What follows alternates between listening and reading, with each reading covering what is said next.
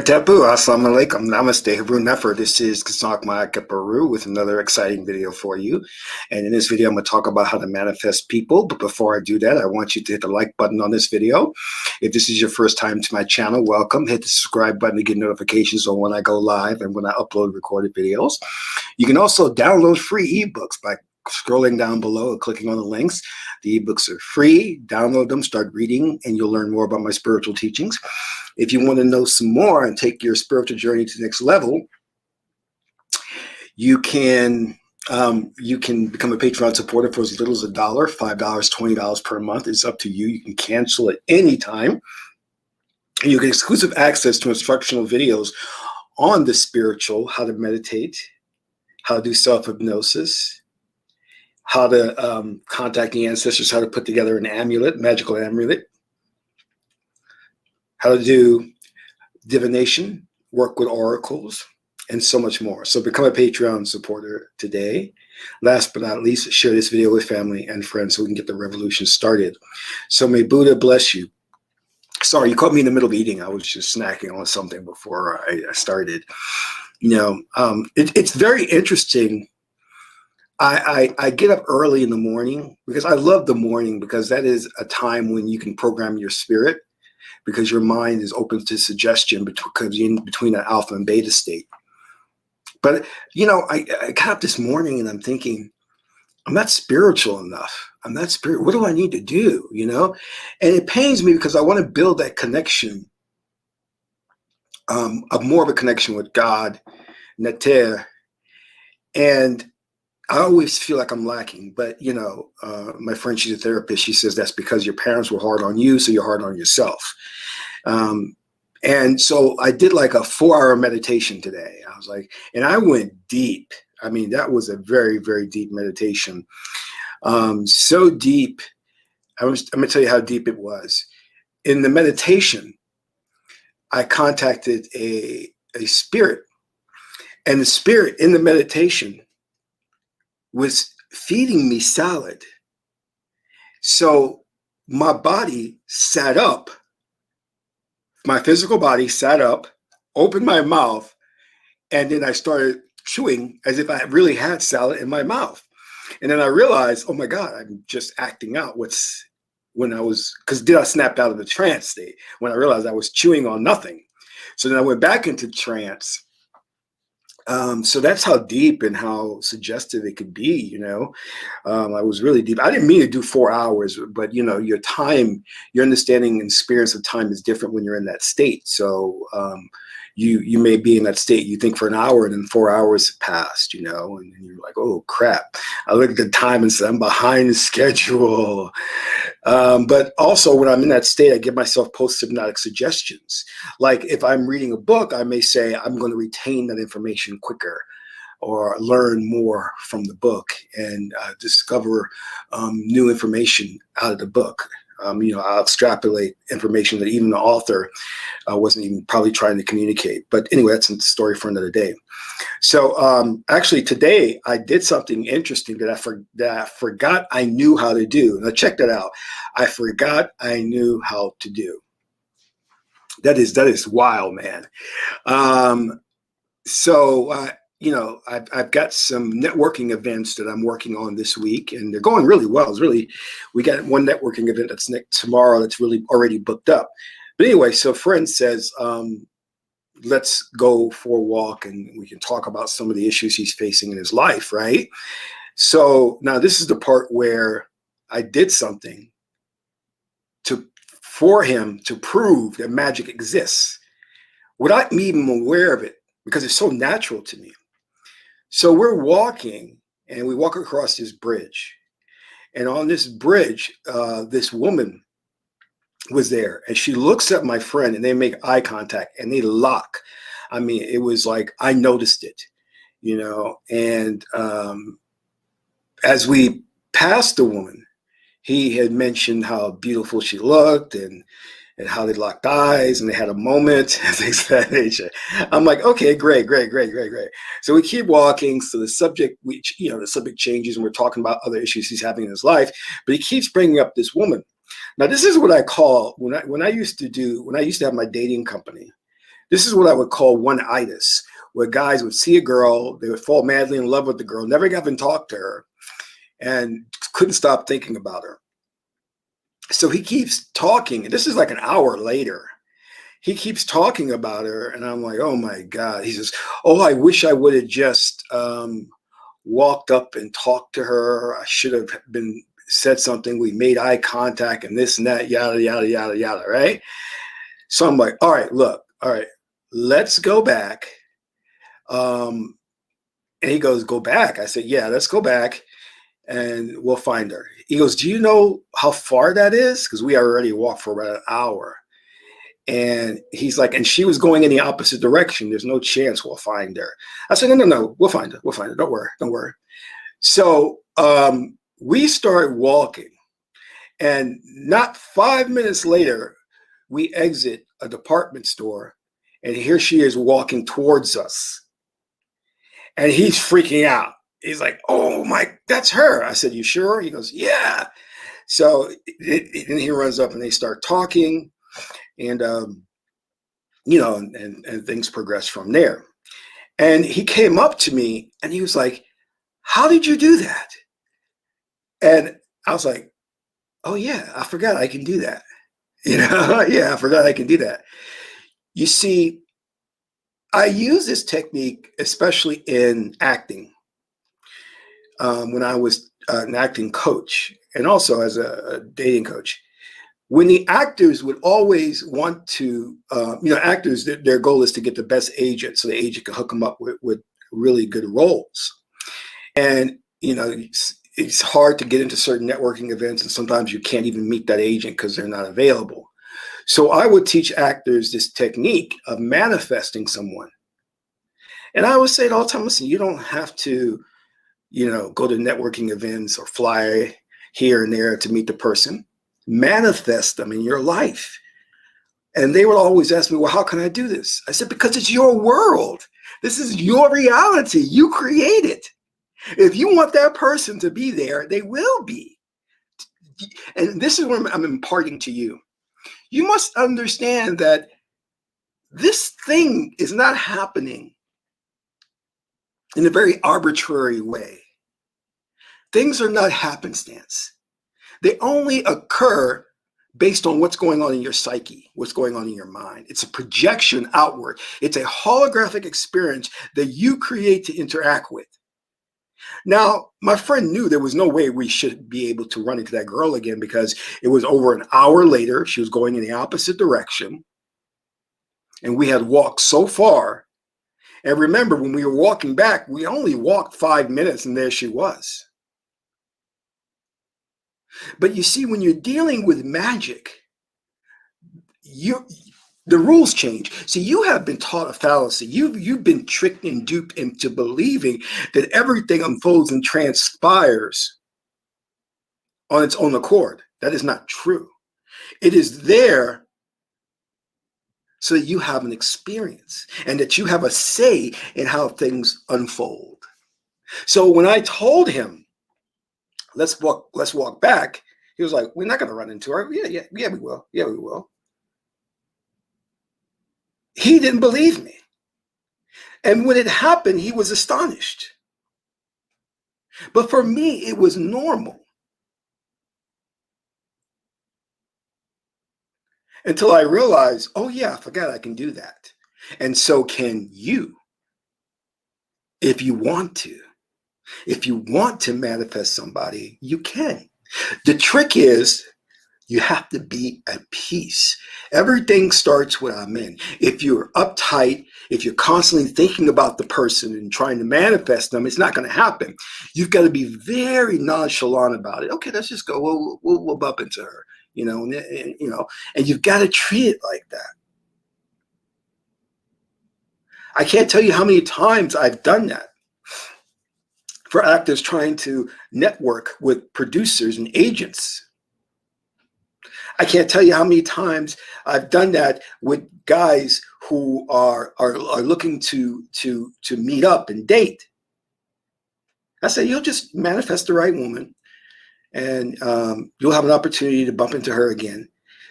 And the thing is, when it happens to you the first time, it builds your faith, and it becomes easier to do it after that. It's been so many years that I've done it year after year after year. It's easy for me to do it now. It's easy. But remember, our belief systems are very, very tricky. They lock in on certain things. Your belief system may be so strong that you could never meet a very handsome man like myself. So you won't meet one. You'll have to chip away at that belief system. This gets into the second level, so that you can believe that you can meet a handsome man with a six-pack and 6 feet tall, whatever. It's all about what you're willing to accept on a subconscious level. It's not a conscious thing. I'm telling people, you can say, I'll meet this person, I'll manifest this money. Saying that with the left conscious waking state means nothing. It doesn't work that way. It has to be a subconscious process that has been internalized. And that comes through deep meditation, deep trance focus to awaken your power. A lot of times when I go into meditation or trance, I do so just with the programming, I'm a powerful magi, I'm a powerful magician. So I can strengthen my power and my faith in myself and not an external person like a Jesus or Buddha or whatever. I rely on, and even Buddha said to rely on yourself. So the greatest thing you can do is focusing on awakening the power within you. We are fighting an oppressive system. And the reason we're not winning is because we're fighting fire with fire. You can't have someone create a game, create the rules, and think you could beat them at it. It's not going to work. They've constructed a system and the rules to this system, and they often change the rules. And they have the power and might to enforce that. You don't. So you cannot fight them on that same level. If you want freedom and liberation, you're going to have to turn to your magic, your power within. That is the only way that you can win. And part of that is understanding that everything is Maya. It's an illusion. It's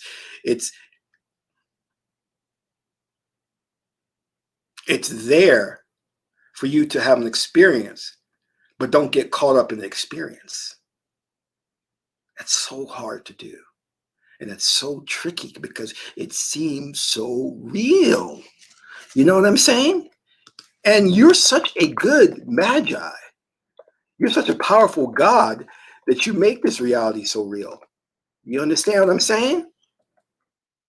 So you're so good, you trick yourself into believing your magic is real, or your magic manifestations are real. And they're not.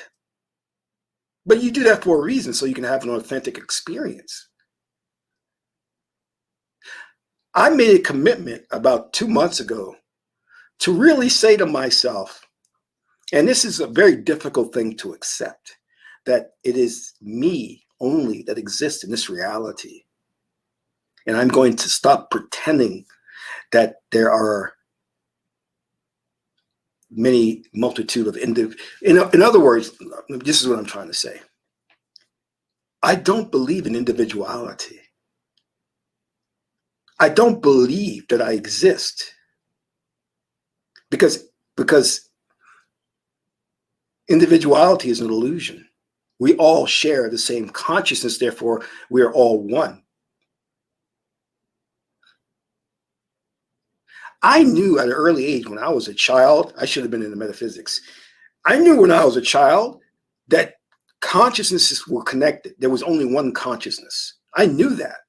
I knew it was an impossibility for there to be individuality.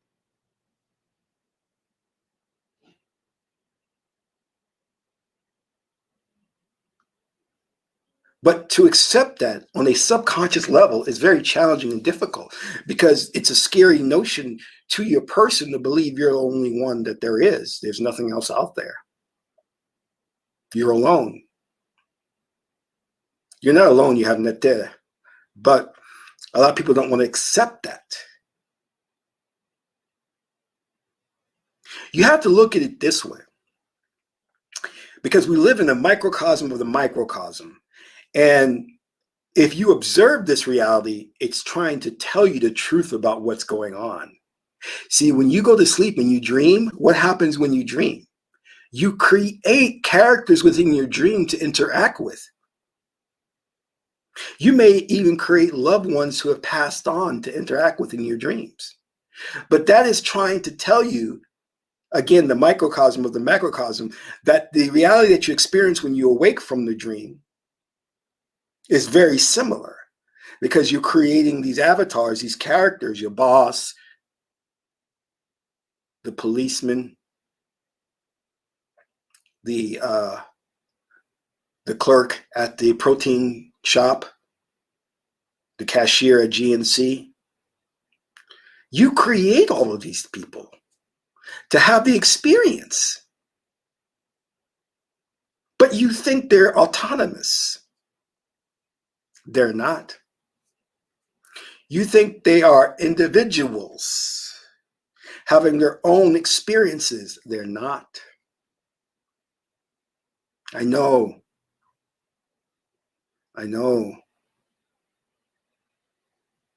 It's a hard pill to swallow. But when you swallow it,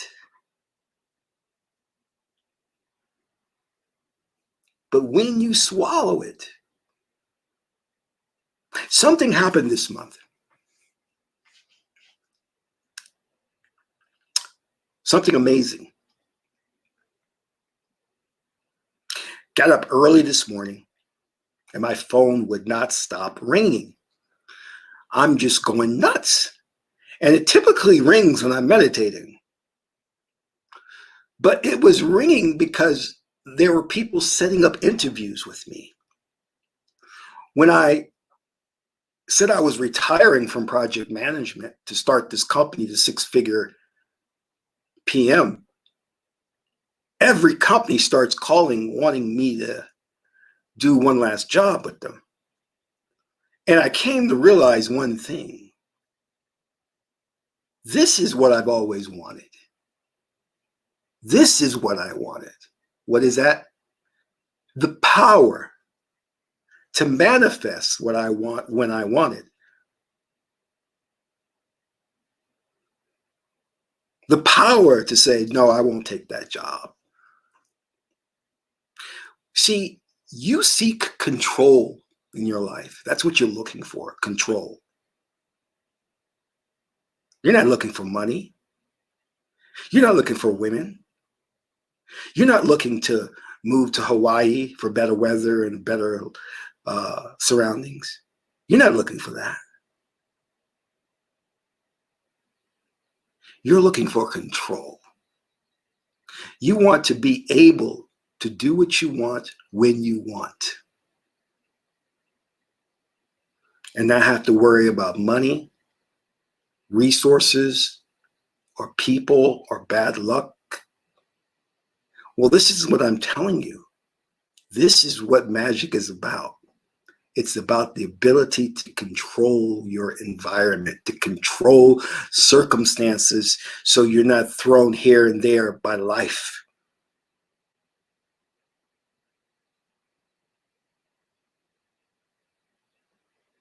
You're not looking to have a so-called loving relationship with your mate. You're looking for the ability to work harmoniously with him or her, which comes about through magic.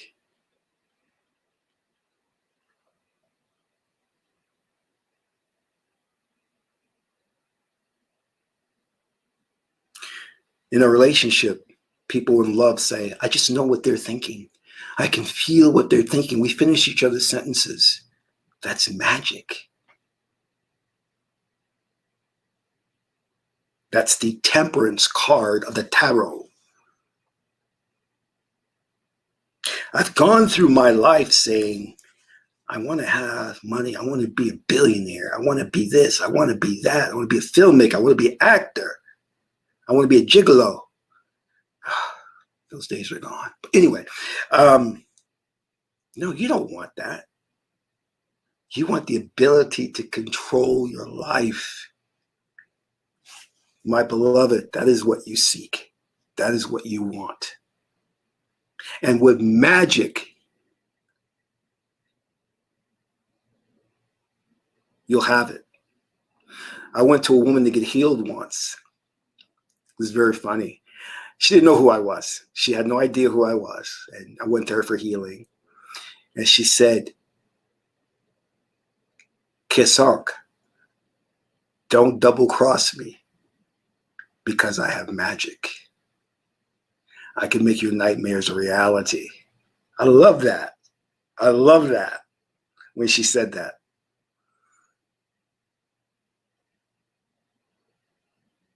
When somebody does you wrong or double cross you, always remember you have magic. Because there are certain instances in our lives, especially if we are minorities, we can't turn to the legal system because it's unfair. We can't turn to the police. We can't turn to the government, but we can turn to God's power, magic.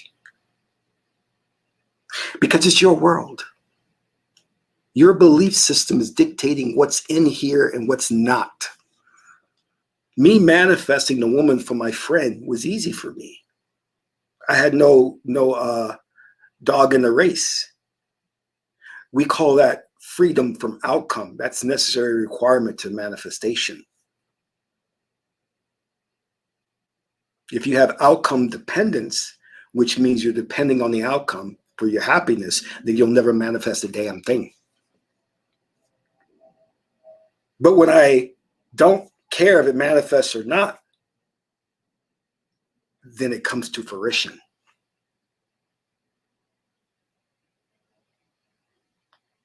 Michael Talbot, in his book, The Holographic Universe, talks about how he doesn't even think about getting sick. He's always thinking about being healthy because he said that mere suggestion will manifest a sickness in his life. So he's always in a constant thought process of, I am healthy.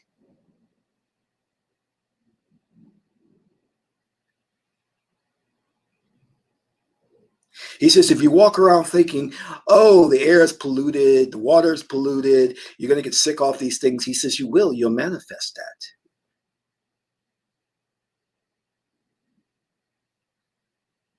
You have yet to experience and understand how powerful you are because the ruling elite is keeping that secret from you. The secret is not if there is civilization at the center of the earth, if there's life in outer space, is the Bermuda Triangle a portal, is there stargates? No, the big secret to life is you are God.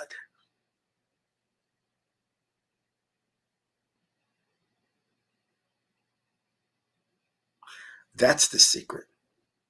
There are people, there are magi's out there who are more powerful than me. And they live in abundance every day, manifesting what they want when they want. And I'd love to get to that level, but I'm still trying to get there. And it doesn't take me going to Yoruba school to learn the Yoruba religion or the Ifa or voodoo. It takes just me and my belief system to get my beliefs in order. For me to meditate, to train my spirit, which you may want to call your mind, you can say that, to accept certain truths. The first fundamental truth is you're God. Second fundamental truth is everything is illusion, Maya. If you don't accept those two things, then forget about the secret, the law of attraction. They won't work. That's what they never told you. They never told you in the secret and law of attraction to make those things work. You have to understand the two fundamental truths. Number one, you are God, meaning you have power. And number two, everything's an illusion. It's not real. It's your manifestation.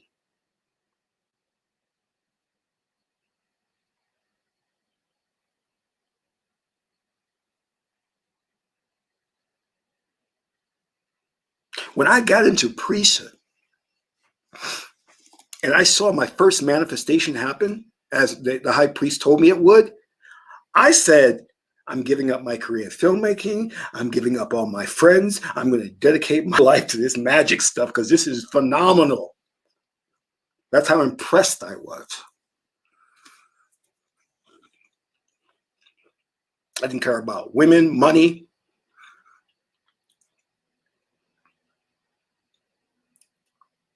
Sex, nothing. Well, I was never big on sex anyway. That's been my main problem. I don't know. I'm kind of weird that way.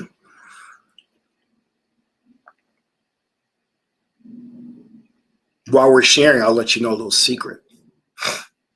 I've never liked kissing. All the mates that I've had have complained about that problem. They're like, you don't like kissing? What is the deal? I had to literally force myself to kiss, to be honest with you. And when I started learning how to kiss, I found out something that required medical attention. And I actually had to talk to my mother about it. And I went back to her and I said, hey, Mom, you know, I'm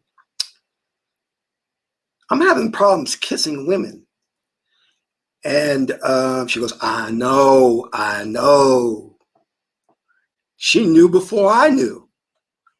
She said, honey, when you were born, I asked the doctor about that and the nurse. She said it's not a problem, and she was wrong. Because I noticed it when you were born, and the nurse told me, don't worry about it, and I should have listened to her. I'm like, oh. So I had to see a surgeon for surgery the first time. Come to find out, I still need to go back to surgery again. So I have to have the second surgery. So what I'm saying is I was born with a condition called tongue-tied. So my tongue is stuck to the bottom of my mouth. I cannot lick my tongue out. So I can't do a French kiss. I can't do nothing. My tongue will not move out of my mouth. It will stay embedded at the bottom of my mouth. In surgery, they're going to have to clip it so that it can move. And it created all problems when I was in school, when I was young, pronouncing certain words. So now I can pronounce a little bit better because the first surgery, they clipped some of it to give it a little bit of mobility, but still they didn't clip enough because they were afraid to clip too much and cause a lot of bleeding. So I recently went to the surgeon to see if I can get some more work done. And they're like, sure, we can do it. $3,000. So,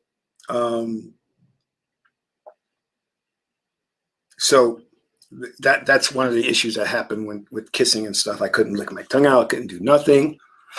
So I was very envious of those people who were very good with the tongue action, you know, and I still can't lick it out. It's, you know, it's still very difficult for me. And it causes other problems too, other serious problems too. I've learned to deal with it, but eventually I'm going to have to tackle that. Tongue-tied, you know, it's not a myth. It's actually true. My mother noticed it when I was born, and that's what she was saying. She asked the nurse if she should address that or get something done about it. And the nurse was like, no, it's fine. And lo and behold, I get older and it creates speech impediments, and I had to go to speech class and things like that, and to pronounce words better. And when I started doing self-help, I wanted to be a motivational speaker, so you can see the challenge I had. So yeah, that was the issue with that, you know. So I didn't feel bad for myself. I just felt bad for those ladies I couldn't please. You know what I mean? But speaking on that, a young man came to me and he said something. He said, Qesankh, could I use magic to make myself taller? I'm 5'5". And I said, absolutely. And I don't really go into these things lightly. Usually before I give an answer, I'll go to the oracles. And I asked the oracle, and the oracle said yes. He could use magic to make himself taller. So I told the young man, we can do it. We can put you in a deep state of trance and you will grow more. And the reason I say that because I can actually use magic to deal with the tongue situation I have. But this is what I told him. I said, if we do that, there's no coming back. He says, what do you mean? I said, well, that's going to change everything in your life because you're going to be shifting to a different reality. And there may be different people in your reality, different circumstances within your reality, different challenges within your reality. Yes, you'll be taller, but things in your reality will also change. Do you want that? And I said, you made an agreement to be 5'5", and you made that agreement for a reason. Do you want to change that now? So he had to think about it and eventually decided to just be happy with where he is. But when you examine something, you'll find that the root cause isn't height. It wasn't height. You know, I was like, look, you've got a beautiful girlfriend, you've got a great job, you got great friends. What are you worried about height for?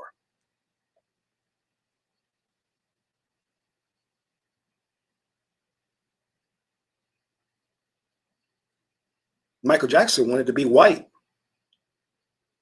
So much so that he had surgery. But the question is, you don't need to make these physical changes if you have magic in your life.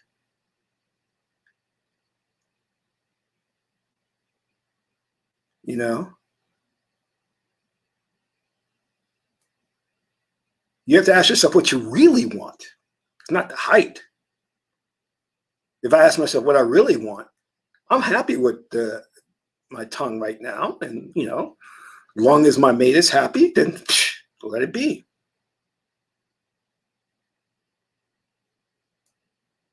So going back to what I was saying, what you really want is the power to control your situation. The power is what you seek, not the thing itself. And if you get caught up in chasing the thing itself, it is a bottomless pit. Because after you achieve that one thing, you're going to want more. This is why most stars and people who reach the attainment of a millionaire, and Elon Musk and all these guys say, the truth is that the money doesn't bring you happiness.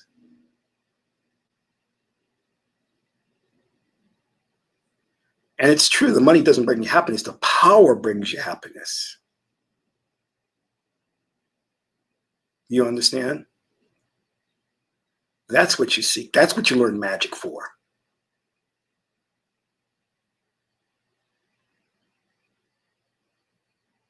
But we get caught up in chasing material things, and we think that that's what life is about. The acquisition of material things, and we keep going for more and more and more, and we're never satisfied.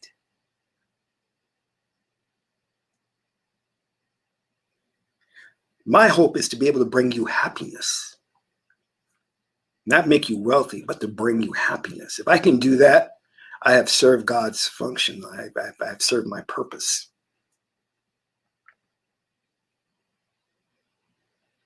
Because if I'm able to manifest $1 million for you, you'll spend that $1 million within a year and come back and ask me to manifest some more.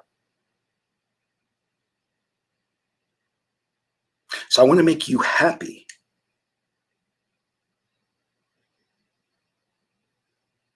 When I get into a state of depression, and I do suffer from depression, I know that there's no external fix for it. You know, people will say, oh, well, you know, go to a movie, you know, go out to dinner or something to lift yourself up. I'm like, those things will not do the trick.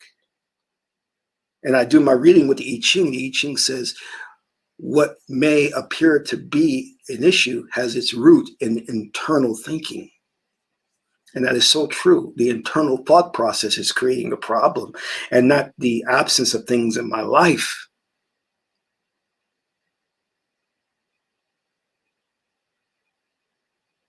When I was a dating coach, I would show the students pictures of all these women I dated. I manifested, actually, same thing. And I told them, you can do it, but I'll guarantee you one thing, none of these women will bring you happiness.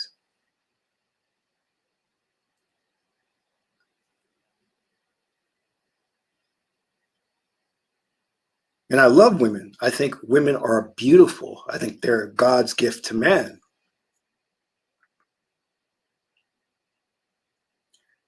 But that's never going to bring you at a state of peace. Because you must be careful about what you wish for. You may just get it. And it may not be as sweet as you think it is.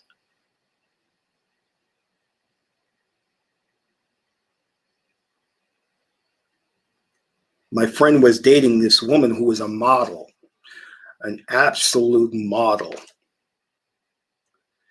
And they weren't getting along. And I was like, oh my God, I wish I could date a woman like that. She is beautiful. I mean, like everything was right with her. They broke up, and somehow her and I ended up on the phone, and we went out on a date, and then we started dating for about 6 months, and it was the 6 months of hell. She moved in with me. Didn't work. It did not work. So I'm looking on the outside, the external, looking how beautiful she is and thinking, wow, I wish I could be with her. And I ended up being with her. And it wasn't that great. It was awful. Her mother would call me. Her mother and I didn't get along. We argued all the time. The girl refused to work. So I had to pretty much support her in her modeling career.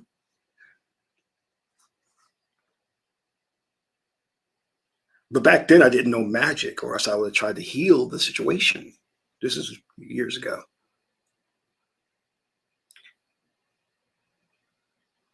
So what I want you to understand is, though, you cannot control the ruling elite that is here. You made an agreement to experience this difficult reality, this challenge of the ruling elite.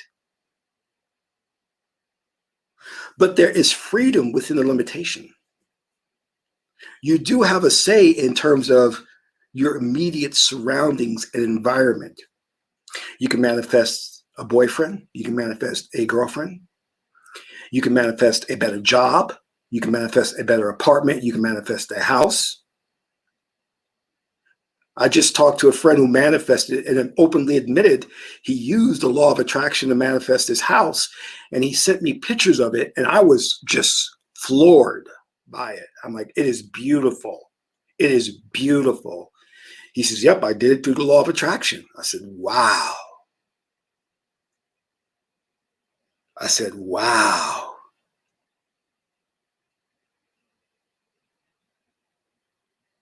You know, and the media doesn't want to show you this stuff. They don't want you to know that there are people out there doing this who have these extraordinary powers, because they want you dependent on the system. And they want to fool you and make you believe that this reality is concrete. It's real. You know?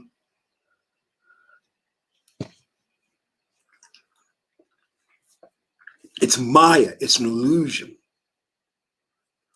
Chocolate chip cookie.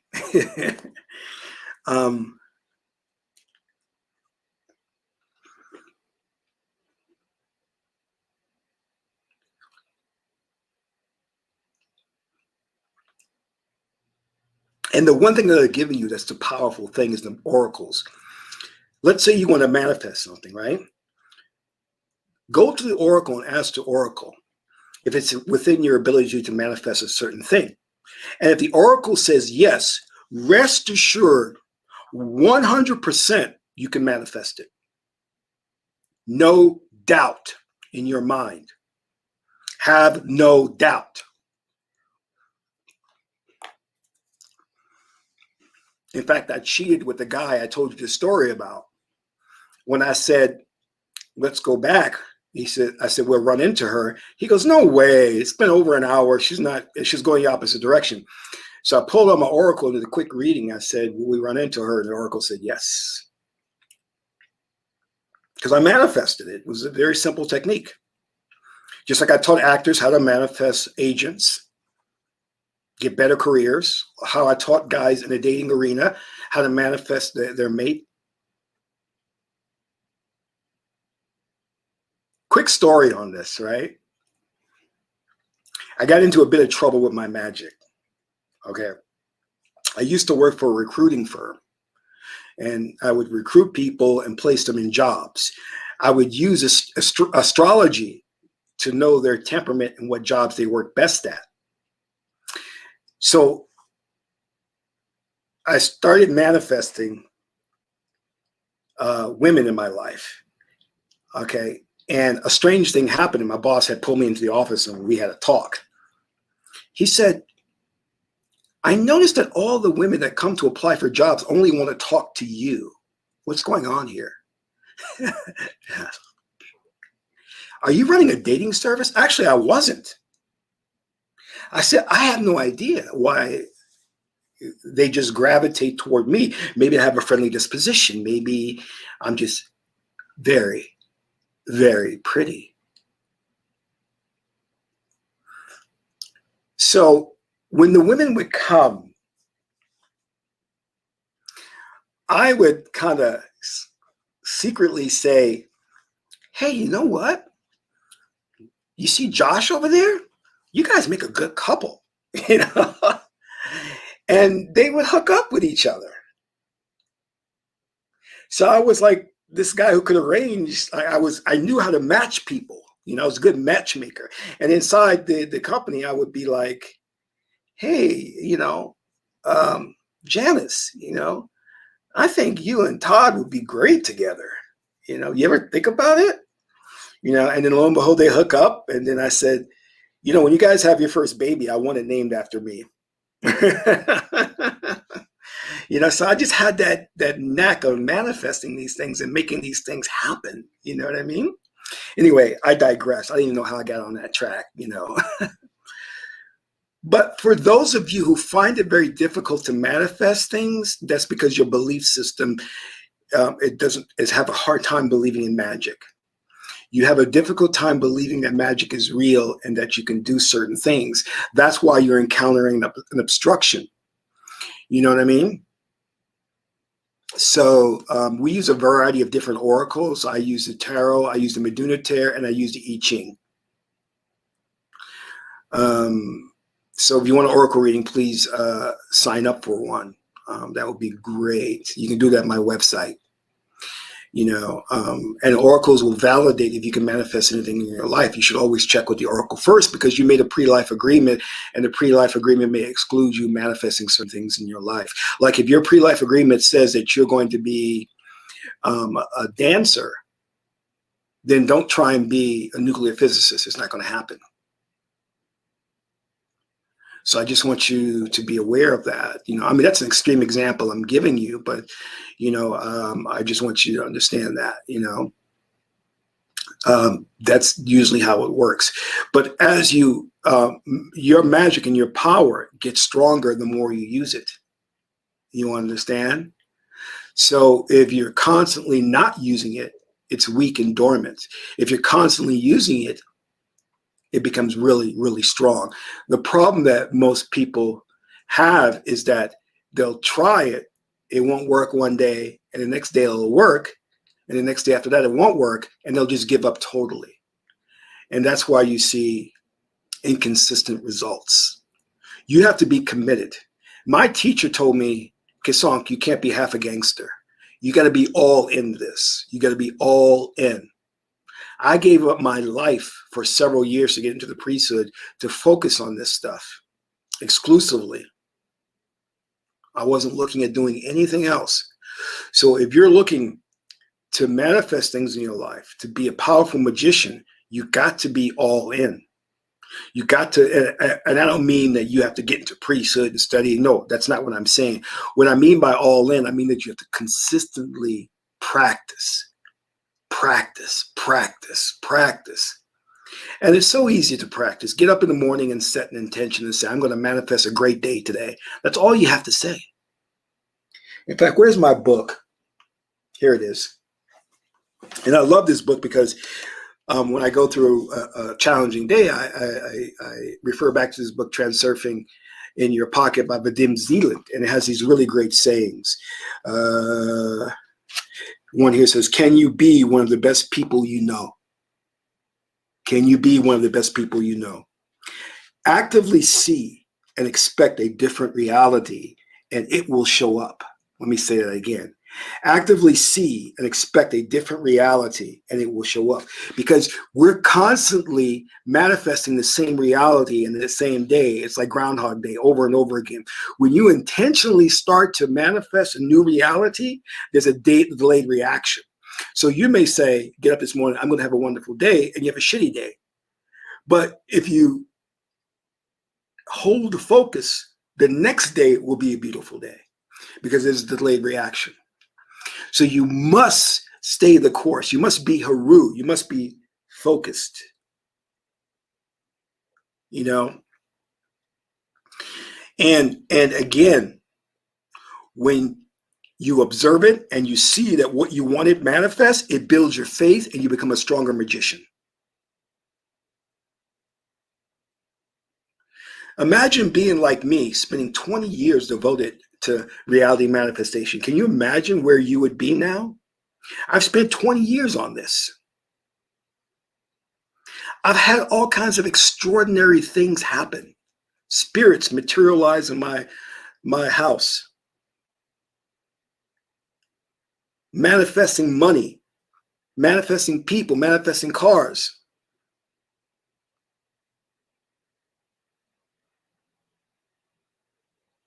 If I died tomorrow, I could confidently say, damn, it was a great ride. Because let me tell you what it was. I'm going to tell you what it was. I took chances.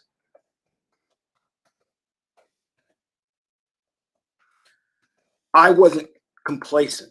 I wasn't comfortable with my lot in life. So I said, Qesankh, you're going to go out there and you're going to find gurus and learn from those gurus. You're going to move where you need to move, pay how much money you need to pay, be a good student and learn. And because I took those chances,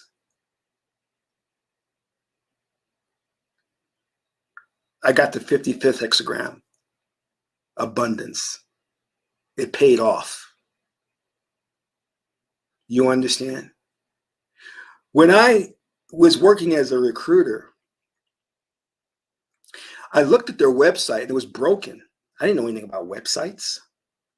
So I said, you know, your website's broken. Let me just go in there and see if I can fix something. I don't know why I said that and why I did that, but I fixed their website. And then it dawned on me. I said, maybe I could do this as a career. Hell with this. I quit, took 6 months, trained myself to be a digital project manager, got my first job and started making 6 figures. Because I took a chance. I took a chance. I wasn't going to stay as a recruiter making $30,000 a year.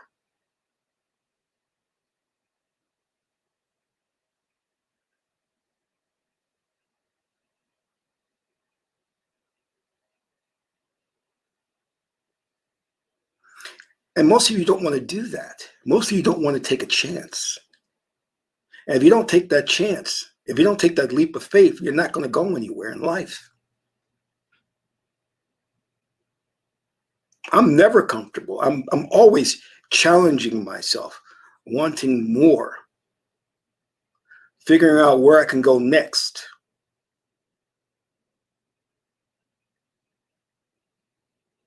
I read the story of Aleister Crowley and get upset and say, why am I not as dedicated as Aleister Crowley? You know what I mean? That's how you have to be, my beloved. That's how you have to be.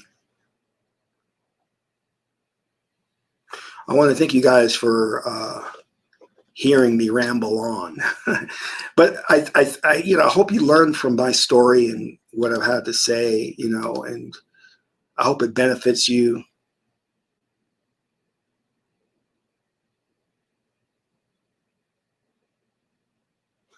Yoda once said, Master Yoda, when he told Luke to lift the X-Wing fighter out of the swamp, Luke said, lifting stones, small stones is one thing, lifting the X-Wing is another. And Yoda says, no, it's no different. It's only in your mind. So manifesting money or manifesting people, there's no difference. It's in your mind, there's a difference. Don't allow that to be there. The greatest challenge we'll ever face in life is the battle of the mind. That makes or breaks you. This is Qesankh Ma'at Keperu, son of Ma'at and Tahuti. Ma'at is the beautiful goddess Teteru. Until my next video, Amen Ra.